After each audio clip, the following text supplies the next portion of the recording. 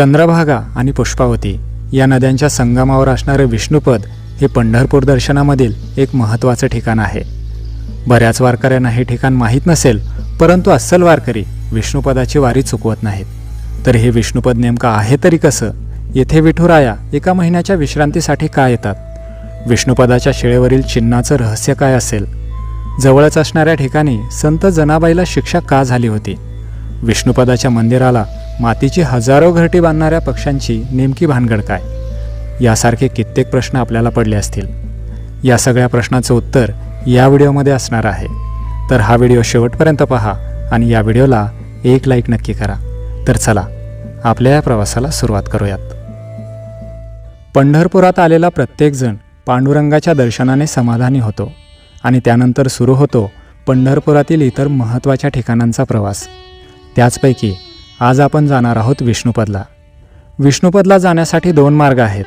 नौकाविहाराचा आनंद घ्यायचा असेल तर चंद्रभागेच्या वाळवंटातील भक्त पुंडलिकाच्या मंदिरापासून विष्णुपदला जाण्यासाठी नौका आहेत. सुमारे 100 ते 200 रुपयात ते आपल्याला विष्णुपदला सोडतात. डौलाने चालणाऱ्या होडीचा आनंद हा काही औरच असतो. आणि वेळ वाचवायचा असेल तर रिक्षाचा पर्याय उत्तम आहे. पंढरपुरातील कोणत्याही ठिकाणापासून विष्णुपदला जाण्यासाठी रिक्षा आहेत. सुमारे 50 रुपयात ते विष्णुपदला घेऊन जातात. गोपाळपूरकडे जाणाऱ्या रस्त्याने डाव्या बाजूला वळण घेतले की आपण विष्णुपद मंदिराकडे निघतो. काहीच अंतरावर विष्णुपद उद्यान आहे. मार्गशीर्ष महिन्यातील वारीच्या वेळी वारकरी आपली शिदोरी सोडून येथे गोपाळकाला करतात. येथूनच पुढे गेल्यास काही अंतरावर संत जनाबाई यांचं छोटेखानी मंदिर आहे. या मंदिराच्या समोरच एका शिळेमध्ये विठ्ठलाचे पदचिन्ह उमटलेले आहेत. तर मंदिरात संत जनाबाई यांची मूर्ती आहे आणि या मंदिराच्या बाजूलाच भला थोरला पिंपळ आहे. या मंदिराच्या ठिकाणीच संत जनाबाईला विठुरायांनी भेट दिली होती आणि सुळाचं पाणीही येथेच केलं होतं. त्याबद्दलची कथा अशी आहे की संत जनाबाई या एक प्रगल्भ बुद्धिमत्तेच्या संत. त्यांचे अभंग म्हणजे एक वैचारिक मेजवानीच. त्यातीलच एका अभंगात त्या म्हणतात, शून्यावरी शून्य पाहे तयावरी शून्य आहे. प्रथम शून्य रक्तवर्ण त्याचे नाव अधशून्य. ऊर्ध्व शून्य श्वेतवर्ण मध्यम शून्य श्यामवर्ण. महाशून्य वर्णनीळ त्यात स्वरूप केवळ. अनुहात घंटाश्रवणी ऐकून विस्मय झाली जणी. तर विठ्ठलाची निस्सीम भक्त असणारी जनाबाई अधिकारवाणीने विठ्ठलाला शिव्याही द्यायची. त्याबद्दलचा संत जनाबाईचा एक अभंग आहे. अरे विठ्या विठ्या मूळ मायेच्या कार्ट्या, तुझी रानरणकी झाली जन्म सावित्री चुडाल्याली. तुझे गेले मडे तुला पाहून काळ रडे, उभी राहुनी अंगणी शिव्या देत दासी जणी.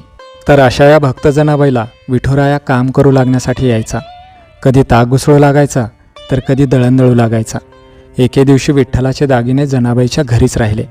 इकडे मंदिरात देवाचे दागिने चोरीला गेले म्हणून शोधाशोध सुरू झाली आणि हेच विसरलेले दागिने जनाबाईच्या घरी सापडले. जनाबाईवर चोरीचा आरोप झाला आणि तिला सुळावर चढवण्याची शिक्षा झाली. जनाबाई आर्तांतकरणाने पांडुरंगाचा धावा करून म्हणू लागली, एगे माझे विठाबाई कृपा दृष्टीने तू पाही. तुझवी न सुचे काही आता मी ओ करू काही. माझा भाव तुझवरी आता रक्षी नानापरी. येई सखीये धांडणी म्हणे नामयाची जणी. जनाबाईची आर्त हाक ऐकून पांडुरंग धावत आला. ज्या सुळावर जनाबाईला चढवायचं होतं त्या सुळाचं पाणी केलं आणि संत जनाबाईला देहदंडाच्या शिक्षापासून वाचवलं. ज्या ठिकाणी सुळाचं पाणी केलं आणि संत जनाबाईला भेट दिली ते हेच ठिकाण. या मंदिरातील संत जनाबाईचं दर्शन घेऊन आपण विष्णुपद मंदिराकडे निघतो. चंद्रभागेच्या नदीपात्रात विष्णुपद मंदिर आहे. जातानाच एक दगडी पूल लागतो. 16 खांब आणि 24 कमानी असलेलं हे टुमदार मंदिर भक्कम आहे.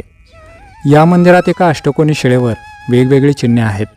यामध्ये श्री विष्णूचे समचरण, श्रीकृष्ण परमात्म्याचे देहुडाचरण, श्रीकृष्णाची बासरी आणि लोण्याची वाटी. त्याचबरोबर गाई गोपाळांच्या पावलांचे ठसे आहेत. बाजूच्याच खांबावर श्रीकृष्णाची वेणुनाद करतानाची मूर्ती आहे. या विष्णुपदाचे वर्णन करताना संत एकनाथ महाराज आपल्या अभंगात म्हणतात, जोडिले जेथे समपद तया म्हणती विष्णुपद. भोवताली पदे उमटली येथे गोपाळ नाचती. जेथे उभे गायींचे भार ते अद्यापि दिसत खुर. गोपाळांची पदे समग्र ठाई शोभते सर्वत्र. एका जनार्दनी हरी शोभले कर कटावरी ठेवूनी भले.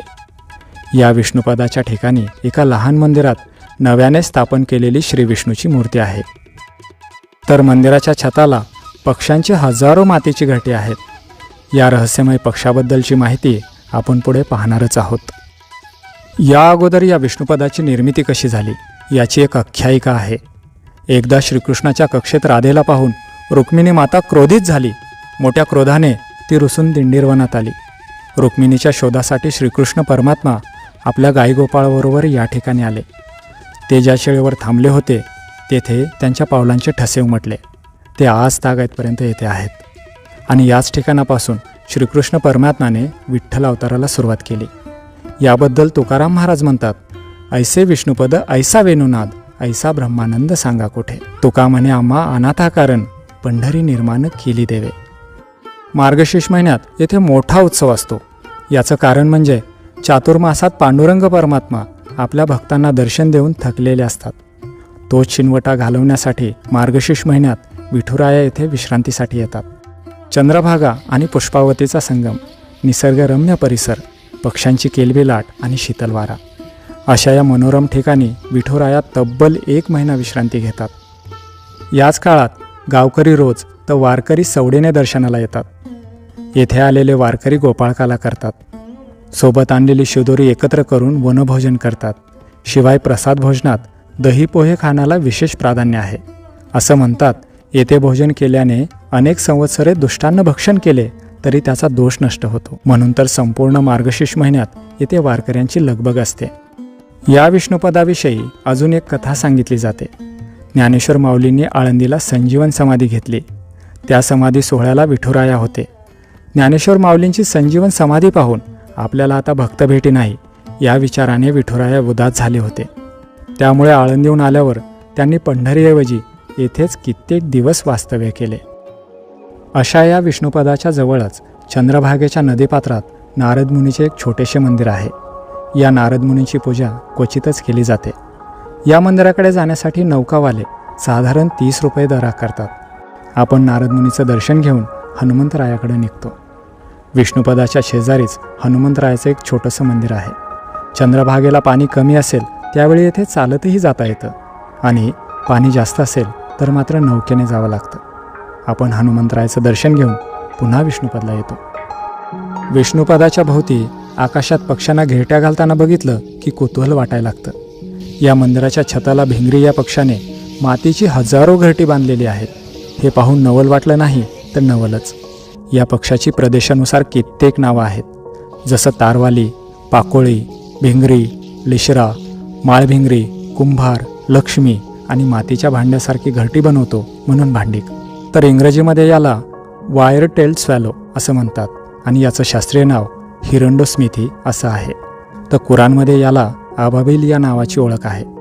या पक्ष्यांना तलाव, नदी किंवा पाणथळ जागा खूप आवडीच्या असतात. एखादी सुरक्षित जागा बघून ते आपली घरटी बांधायला घेतात. चिखल, वाळू आणि गवत यांचे छोटे छोटे गोळे करून ते घरट्याकडे येतात. त्यामध्ये स्वतःची लाळ मिसळून एखाद्या सराईत अभियंत्याप्रमाणे घर बांधायला घेतात. घर पूर्ण झालं की ते आतमधून पिसांनी सजवतात. घरट्यांचा आकार एखाद्या उलट्या ठेवलेल्या बशीसारखा असतो. या घरट्यांच्या वसाहतीकडे पाहिलं की एखाद्या गावाची आठवण येते. माणसासारखे हात नसून सुद्धा केवळ चोचीच्या बळावर ही पाखरं एवढं सुंदर घरटं कसं काय बांधू शकतात हे मात्र कोडच राहतं. ही पाखरं इथं असणं हा केवळ योगायोग असावा का, की विठ्ठलाच्या सानिध्यात साधू संत वारकऱ्याबरोबरच पशुपक्ष्यांनाही सुरक्षित वाटतं? आपल्या उत्तराची वाट पाहतोय.